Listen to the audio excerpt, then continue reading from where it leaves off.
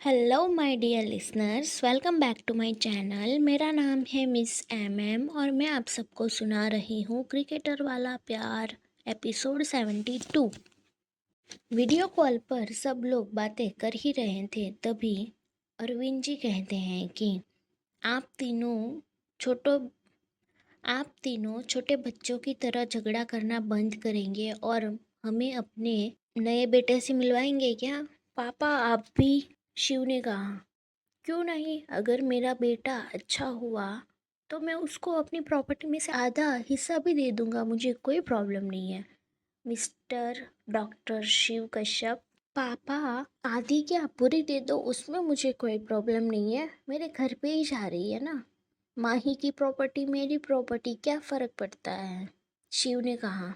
शिव ने ये बात इतनी कैजुअली बोली थी कि वहां पर बैठे हुए सभी लोग शिव को आंखें फाड़ फाड़ के शिव को ही देख रहे थे, क्योंकि कोई भी इंसान हो वो अपनी प्रॉपर्टी कभी भी ऐसे किसी को नहीं देता। क्योंकि फैमिली के लिए ये तो कॉमन बात थी कि कोई भी एक दूसरे के लिए कुछ भी कर सकता था, पर इस ये शॉकिंग रिएक्शन सबसे ज़्यादा रुद्र की फैमिली को आया था। अभी उन लोगों को इस बात का झटका लगा ही था कि शिव अपनी सारी प्रॉपर्टी रुद्र के नाम पे करने के लिए तैयार है। तभी रुद्र कहता है, हाँ अंकल, आप डॉक्यूमेंट भिजवा दो और मेरे नाम सारी प्रॉपर्टी कर दो, मैं रेडी हूँ टेक ओवर करने के लिए। रुद्र की आवाज़ सुनकर वहाँ वीडियो कॉल पर बैठे हुए सभी लोग रुद्र की तरफ देखते हैं। रुद्र ने वाइट कलर का टी शर्ट, ब्लैक पैंट, अपने पैर पर एक पैर रखकर बड़े ही स्टाइल से बैठा हुआ था। उसका एक हाथ उसके घुटनों पर था और दूसरा हाथ माही के पीछे बड़े ही अपनेपन से रखा हुआ। और इन दोनों को बैठा हुआ देखकर सब लोग हैरान थे, क्योंकि माही से बात करने के चक्कर में किसी ने रुद्र पर ध्यान ही नहीं दिया था और किसी को भी पता नहीं था कि कब से रुद्र वहीं पर बैठा हुआ था। पहले वीडियो कॉल पर रुद्र का आधा शरीर दिख रहा था, पर अब रुद्र एडजस्ट होकर माही के बाजू में बैठ गया था। इस वजह से रुद्र अभी पूरा दिख रहा था। नीता पटेल रुद्र को देखकर अपनी आंखें बड़ी कर लेते हैं और वही अरविंद जी और आरती जी दोनों रुद्र को देखकर मुस्कुराते हैं। और आरती जी कहती है कि जी बेटा, ज़रूर, इतने हैंडसम लड़के को हम पूरी जायदाद देने को तैयार है। और हमारा तो ऐसा मानना है कि लड़कियों को जितना दे सके उतना देना चाहिए, पुण्य मिलता है। अरे वाह, पुण्य कमाने के चक्कर में बेटे को कंगाल कर दो, माही ने कहा। क्यों उसकी साइड ले रही है? अरविंद जी ने कहा।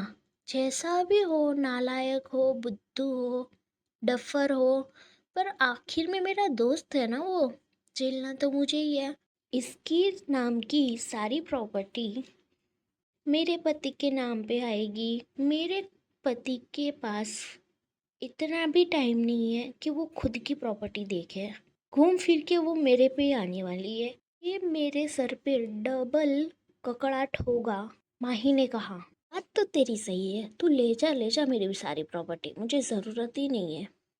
और हाँ पापा, अगर मेरी साइन चाहिए तो मैं स्पेशली कनाडा से इंडिया आऊँगा साइन करने के लिए, शिव ने कहा। सब लोग है ना, अपनी अपनी प्रॉपर्टी अपने पास रखो, किसी को कुछ भी देने की ज़रूरत नहीं है। और मेरे बॉस को तो बिल्कुल भी नहीं, क्योंकि घूम फिर के सारा काम मुझ पे ही आएगा, अंजलि ने कहा। अरे तू टेंशन क्यों ले रही है?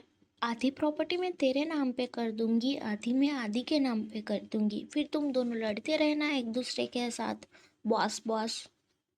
अरे तुम सब लोग चुप हो जाओगे क्या? जो टॉपिक है ही नहीं बात करने के लिए, उसको छेड़ ही क्यों रहे हो?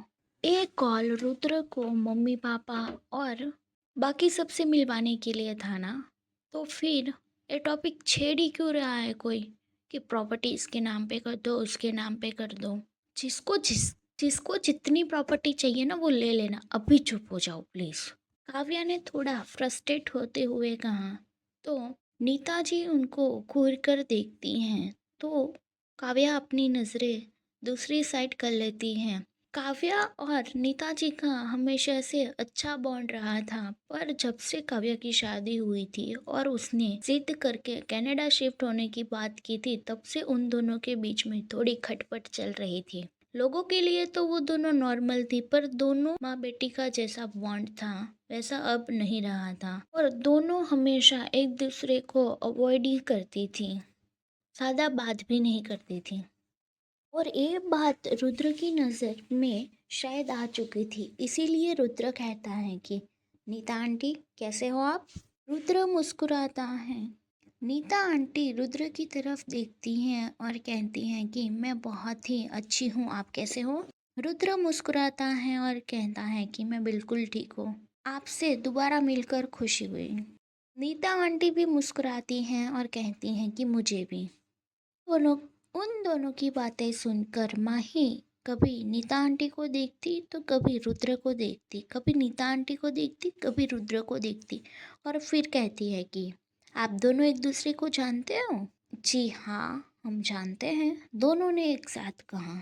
अभी जो सब लोग वीडियो कॉल पर अपने अपने जोन में थे, वो सब लोग एक्टिव हो जाते हैं और उन दोनों की बातें सुनने लगते हैं। कैसे जानते हो आप दोनों एक दूसरे को? शिव ने पूछा। कब मिले थे आप दोनों? अंजलि ने पूछा।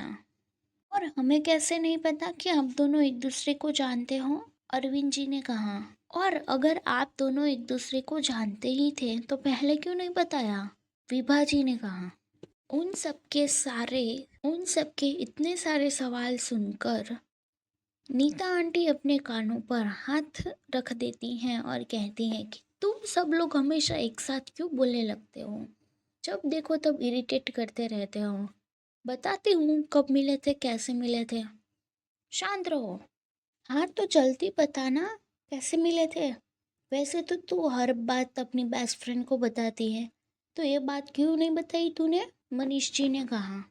इन सब बातों में माही को तो कुछ समझ ही नहीं आ रहा था। वो तो सिर्फ इन सब में माही सिर्फ रुद्र को देख रही थी और रुद्र के चेहरे पर एक बहुत ही प्यारी सी स्माइल थी। उसी स्माइल के साथ रुद्र कहता है कि नीता आंटी चाहती थी कि मैं उनकी बेटी से शादी करूं। रुद्र ने ये बात इसीलिए बोली थी क्योंकि ये बात सच में हुई थी और नीता आंटी सच में चाहती थी कि उनकी बेटी की शादी रुद्र से हो। रुद्र की बातें सुनकर वहाँ की सिचुएशन पूरी तरह से ऑकवर्ड हो गई थी। मतलब आप कहना क्या चाहते हो, मैं समझा नहीं, शिव ने थोड़ा पॉसेसिव होते हुए कहा। यही 6 महीने पहले की बात है, रुद्र ने कहा। रुद्र की पूरी बात सुनता शिव उससे पहले ही बोल पड़ता है कि मॉम आप ऐसा कैसे कर सकती हो। वही माही जब पहले शादी की बात सुनी थी तो थोड़ी हैरान हुई थी और फिर जब रुद्र ने टाइम पीरियड बताया तब माही को समझ में आ गया कि क्या चक्कर है। माही अपने आप में ही मुस्कुराती हैं और कहती हैं कि बड़ी माँ, अगर आपको आपकी बेटी की शादी करवानी थी तो पहले बोलना था ना मुझे, मैं साइड हट जाती।